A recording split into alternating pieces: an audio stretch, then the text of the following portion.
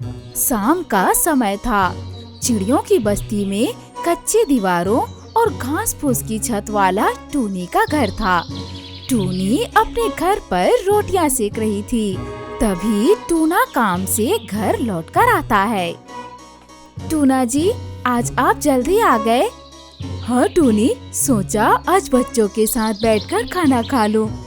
बाबा बाबा, देखिए मैंने मिट्टी का घर बनाया है। बहुत खूब बेटी, घर छोटा है लेकिन सपने बड़े हैं।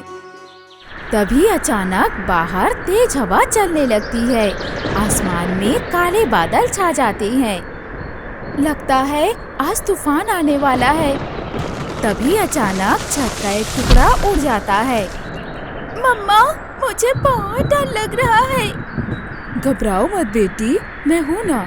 मेरे पास आ जाओ गुड़िया। तभी तेज बारिश और ओले गिरने लगते हैं। हवा और जोर पकड़ लेती है। दीवारें कांपने लगती है। टूना जी, लगता है दीवारें गिरने वाली है। टूनी, हमें जल्दी घर से निकलना होगा, नहीं तो हम घर में ही दब जाएंगे। चलो जल्दी से यहाँ से। सभी घर से तुरंत बाहर आ जाते हैं। तभी उनके घर की सारी दीवारें गिर जाती है। मम्मा, हमारा घर। टूनी कुछ नहीं बोल पाती। टूनी, हमें जल्दी से किसी सुरक्षित जगह में जाना होगा। चलो पड़ोसियों से मदद मांगते हैं। फिर टूना और टूनी गुड़िया को लेकर कालू कौवे के घर जाते हैं। कालू भाई, ओ कालू भाई, आप घर पर हो क्या? इतनी रात को कौन आ गया? गोरी, जा तो देख कौन है। गोरी दरवाजा खोलती है। गोरी बहन, हमारा घर बारिश और तेज हवाओं की वजह से टूट गया। हमें आज रात के लिए अपने घर में रुकने दे दीजिए। तभी गोरी मन में सोचने लगती है, यदि इनको रुकने दे दी तो इन्हें खाना भी देना पड़ेगा। हमने जो इतनी मेहनत से अनाज इकट्ठा किया है, ये सब चट कर जाएंगे।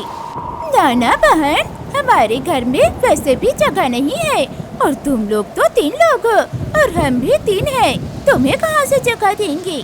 जाओ जाओ, कहीं और देख लो। फिर गोरी दरवाजा बंद करके अंदर चली जाती है। टूना जी, अब हम क्या करें? चलो देखते हैं, कहीं रुकने का जगह मिल जाए तो। फिर तीनों वहाँ से उड़ जाते हैं। हेलो मेरी यूट्यूब फैमिली, आज के हमारे लकी सब्सक्राइबर के नाम है सुखविंदर, बबीता, धनराज सिंधे, निक्कू, मांगीलाल, चरणजीत कौर, नीलम। प्यारे दोस्तों, अगर आप भी चाहते हैं कि आपका नाम हमारे वीडियो में आए तो योसी बड हिंदी को सब्सक्राइब करें, वीडियो को लाइक करें और अपना प्यारा सा नाम कमेंट करें। और हाँ दोस्तों, वीडियो को हाइप देना बिल्कुल ना भूले। उड़ते उड़ते उन्हें तिरपाल दिखाई पड़ता है। तीनों उसी के अंदर चले जाते हैं। मम्मा, बहुत ठंड लग रही है। इसमें तो ठंडी ठंडी हवाएं आ रही है। मुझे घर जाना है। ये जगह अच्छी नहीं है। हे भगवान, हमने आपका क्या बिगाड़ा है जो हमसे हमारा छत छीन ली।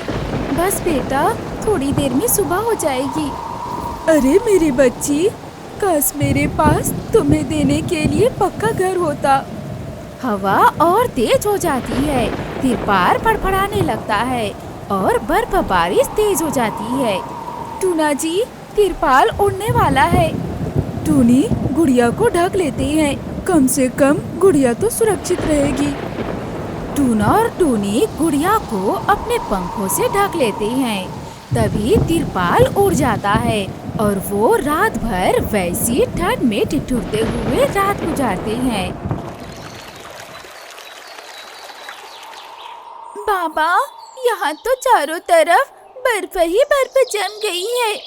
टूना बर्फ को देखकर सोचता है, अगर हम मिट्टी से घर बना सकती हैं, तो क्या बर्फ से छोटा सा घर नहीं बना सकता? क्या बर्फ का घर? हाँ टूनी, बर्फ का घर। ठंडी हवा से बचने के लिए जब तक कोई रास्ता नहीं निकलता, हम बर्फ के घर के अंदर ही रहेंगे। टूना, टूनी और गुड़िया बर्फ इकट्ठा करने लगते हैं। बाबा देखिए, ये तो पक्की ईंट की तरह बन रही है। हाँ बिटिया, हमें ऐसे ही बर्फ की ईंटें बनानी है। फिर हम इसके ईंटों को एक के ऊपर एक रखते जाएंगे। तुम दोनों बर्फ की ईंटें बनाओ, मैं बर्फ से घर बनाते जाता हूँ। फिर टूनी और गुड़िया बर्फ की ईंटें बनाते हैं और टूना बर्फ की ईंटों को एक के ऊपर एक चबाकर घर बनाते जाता है। धीरे धीरे उनका घर बनकर तैयार हो जाता है। पहली रात बर्फ के घर के अंदर ठंड तो थी, पर ठंडी हवा नहीं थी। मम्मा, यहाँ तो ठंडी हवाएं आ ही नहीं रही। हाँ गुड़िया, ये हमारी और तुम्हारी मेहनत का घर है। यहाँ ठंडी हवाएं कैसे आ सकती है? तेज तूफान और बारिश की वजह से उस जंगल के अन्य चिड़ियों के घर भी टूट चुके होते हैं। सुबह जब वे घर की तलाश में निकले होते हैं, तभी उनको टूनी का बर्फ का घर दिखाई पड़ता है। सभी बर्फ के घर के पास पहुँच जाते हैं। अरे टूना भाई, ये तुम्हारा घर है क्या? हाँ भाई, ये हमारा घर है। हमने इसे बर्फ से बनाया है। वाह टूना बेटा, तुम्हारे बुद्धि की दाद देनी पड़ेगी। इतने तेज तूफान में भी तुमने हिम्मत नहीं हारी और बर्फ का घर बना लिया। हाँ मीनू मौसी, ये मेरी परिवार की हिम्मत की वजह से हुआ है, जिन्होंने इस घर को बनाने में मेरी मदद की। टूना भाई, क्या आप हमारे लिए ऐसे घर बना सकते हो? हाँ क्यों नहीं, जब आप सब लोग साथ देंगे तो मैं सभी के लिए बर्फ का घर बनाकर तैयार कर दूंगा।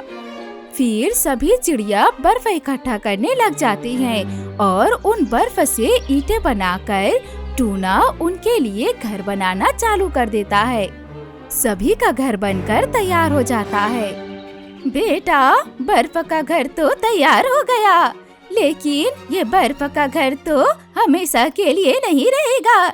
ये केवल ठंड में काम आएगा, ठंडी हवाओं से बचने के लिए। हाँ टूना भाई, अब सूरज की रोशनी बढ़ेगी तो ये बर्फ का घर तो पिघल जाएगा। बात तो तुम सही कह रहे हो बंटी भाई, लेकिन फिलहाल हमारे पास और कोई रास्ता नहीं है। कुछ दिनों के लिए ही सही, ठंड से बचने के लिए ये बर्फ की घर ही हमें सुरक्षित रखेगा। कुछ दिन ऐसे ही बीत जाते हैं।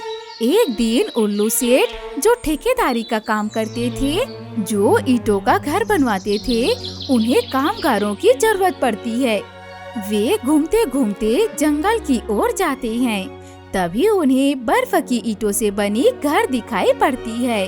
वे वहाँ रुक जाते हैं। सुनिए, कोई है क्या यहाँ? सभी चिड़िया अपने बर्फ के घर से बाहर आती हैं। क्या ये बर्फ का घर आपने बनाए हैं? हाँ, वैसे आप कौन? मैं एक ठेकेदार हूँ। मैं ईंट का घर बनवाने का काम करता हूँ। मैंने ये बर्फ का घर देखा, ये तो बहुत अच्छी कारीगरी है। मुझे भी कुछ कामगारों की जरूरत है। क्या आप लोग मेरे लिए काम करोगे? हाँ, वैसे तो हमें काम की जरूरत है ही, पर हमारा घर। हाँ मुझे पता है, कुछ दिनों में सूरज की रोशनी तेज हो जाएगी और तुम्हारा बर्फ का घर पिघलने लगेगा। उसकी चिंता तुम मत करो, मैं तुम सब के लिए ईंट का पक्का घर बना कर दूंगा और तुम लोग की मेहनत का पैसा भी तुम्हें मिलेगा। क्या सच में सेठ जी? हाँ सच में। फिर सभी चिड़िया उल्लू सेठ के साथ चले जाते हैं। फिर उल्लू सेठ अपने ईंटों से उनके लिए घर बनवाते हैं और उन्हें अपने काम में रख लेते हैं। चिड़िया अपने कारीगरी की हुनर से उल्लू सेठ के लिए ईंटों का घर बनाना शुरू कर देते हैं। इस तरह उनका गुजारा चलने लगता है और उन्हें एक पक्का घर भी मिल जाता है।